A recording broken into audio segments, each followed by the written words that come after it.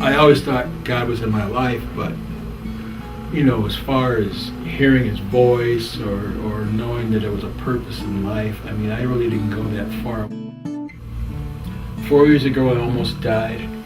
I wasn't very healthy. I was 525 pounds, hypertension, high blood pressure, sleep apnea, congestive heart failure, COPD.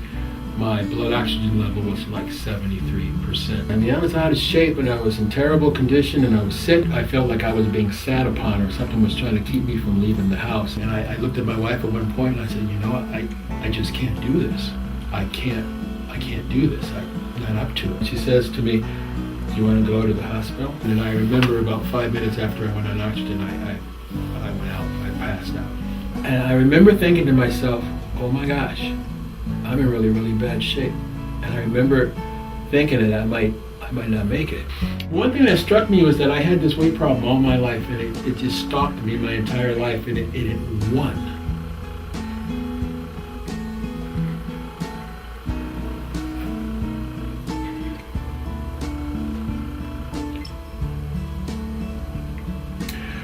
And then I remember that when I was a kid, God showed me everything I needed to know to be right, and I just didn't hear it and put it in my heart.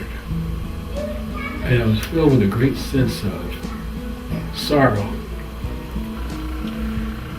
that I hadn't listened to my God and followed his instructions.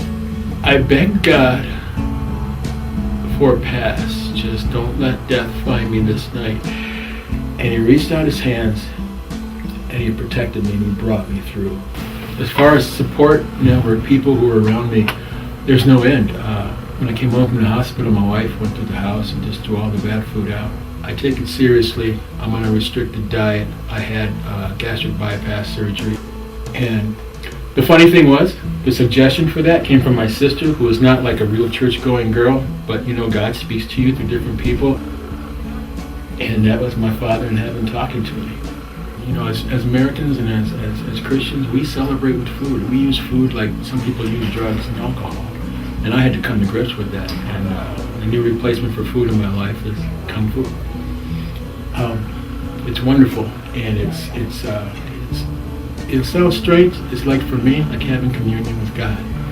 If you listen, he whispers to you and you hear it. You know it's him.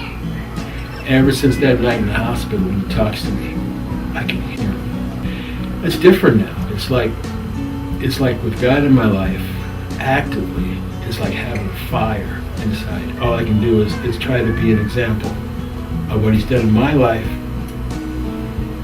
so that somebody says, oh, what's happened with that guy? I feel lucky to know that God made me to be an artist and I'm an artist. God made me to love a good woman and I love a good woman. God made me to have children and raise them as well as I could with God in their heart. I've done that. And the rest of my life, my household will serve the Lord.